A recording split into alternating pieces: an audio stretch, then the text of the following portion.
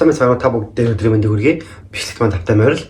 Өнөөдрийн бичлэгээрээ юу хийх гэж байгаа гэхээр би хэрхэн Японд ирсэн бэ? Одоо юу хийж байгаа гэдэг талаар та бүгдэд бичлэг хийхэд бэлэн болоод байна. Тэгээд бичлэгт маань тавтай морил. Бичлэгийг эхлүүлэхээс өмнө subscribe хийгээд лайк дараад бичлэгээ үзээрэй.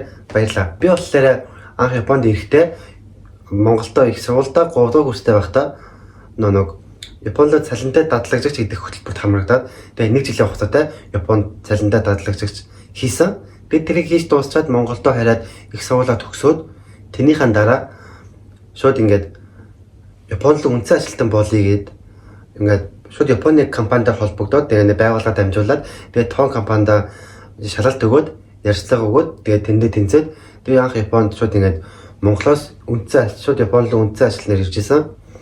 Яг тойд болохоор орон байрмаар ингээд цаана цагаан бүсэлд бэлэн байсан. Тэгээд би болохоор явж очиод өөрөө ингээд тоон ингээд сарынхаа дараа ингээд анхныхаа цалингаа буудлаа ингээд ашиглах хоолунд тэгээд ойр зүрийн ингээд гамбан цутгах ус сэрэмэрээ тийм зүйлээ өөрөө аваад ингээд явсан. Гэхдээ би анх Японд тэгж аим өртгөх тэгж аим байж бодоагүй маа. Өмнө ингээд яг дадлагчаар ажиллаж явах үедээ нэг арай гайгаас ахгүй юу? Нэг бүх зүйлийн цаас бэлэн ингээд ажилласаа ингээд хоол мол идчихтэй байсан. Тэгсэн одоо ингээд дараагийн удаа ингээд үнцэн ажиллаад Японд ирэхэд бүх зүйл байгаагүй. Юу нь бол яг өөрөө бүх зүйлээ ингээд хийхгүй бол яг тийм нэг асуудалтай байгаа байхгүй. Тэгээд яг цалин мөнгө буутлаа жоо мөнгө муутай Японд ирсэн. Тэгээд жоо ингээд жимийн хасаад нэлээд жоо нэг хэцүү байдалтай байжгаад тэгээд анх Японд ирсэн ажлаа солиод тэгээд дараагийн ажилд орсон. Тэр үедээ болохоор ингээд бас л бүх зүйлийг үрээсэн. Одоо чинь ингээд орон байранда орохдоо ингээд шинээр байр хайгаал тэр мэрийгээ ингээд хийгээл тэгэл гэрээгаа ингээд тавилга бүх зүйлээ аваад юу нэгэл яг тустай гарсан л шиг амьдралыг эхлүүлсэн. Яг Японд үнцэн ажилтны хийх нь бол хамгийн зөв шийдвэр гэж боддог. Яагаад тэгэхээр маш олон давуу талуудтай. Жишээ нь ингээд өөрийнхөө гэр бүлийгээ ингээд Японд дуудаж болно. Тэгээд цалингаа нэмүүлж болно, цалинтай амралт авч болно гэх мэтчлэн ингээд айгүй олон янзын визнийх нь давуу талууд нь маш олон янзын давуу тал байдаг. Тэгэхээр бол Японд ажиллаж байгаа хүмүүс энэ бол үнцэн ажилтныг хийчихвэл энэ бол маш дайжгүй. Гэхдээ визнийхаа шалгуундад нийцсэн ажлаа хийх шаардлагатай. Мөн Японоос шууд ингээд Монголоос Японд ирэх ингээд олон янзын аргууд байдаг. Жишээ нь хэлний бэлтгэл гэж болж байна. Ажил натчаг шууд ингээд их сургуулаа төгссөн хүн байх юм бол шууд Японд руу үнцэн ажилтан визээр одоо ингээд Японоос компани болоод тэгээ шууд ирэх шаард боломжтой. Тэрийг болохоор Монголоос ингээд жуулчдын газруудаа зуршлуулж болно. Бас заримдаа болохоор шууд интернетээс өөрөө ажиллаа ягаад тэнцчих юм шууд ингэрч болдог гэд бас тийм юм байдаг юм лээ.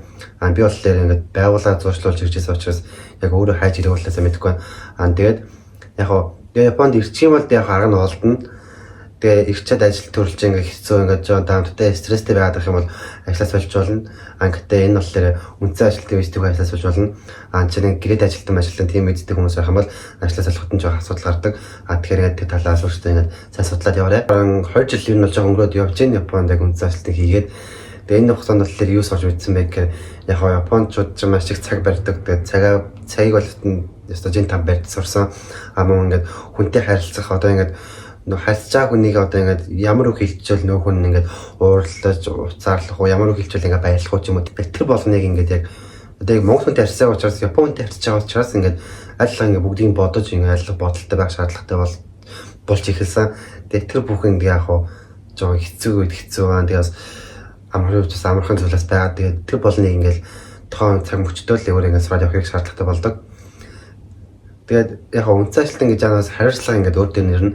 Одоо чинь ингээд бусад ингээд дадлагжигч бусад ингээд ямар нэг ингээд өөрөөх чинь доор ажиллах хүмүүс байх ч юм уу тийм зүйл байвал ингээд чи болохоор ингээд өөрөө ингээд бүгдийг хайр цаа авах шаардлагатай.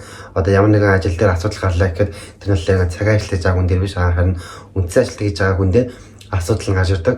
Тэгэхээр тэр болгоныгоо ингээд сайхан ингээд аваад явах шаардлагатай болно. Тэгэхээр бол хариуцлага бол номер 1-т одоо Японоос скининг шаа гэдэг юм да хариуцлагатай ажилтан.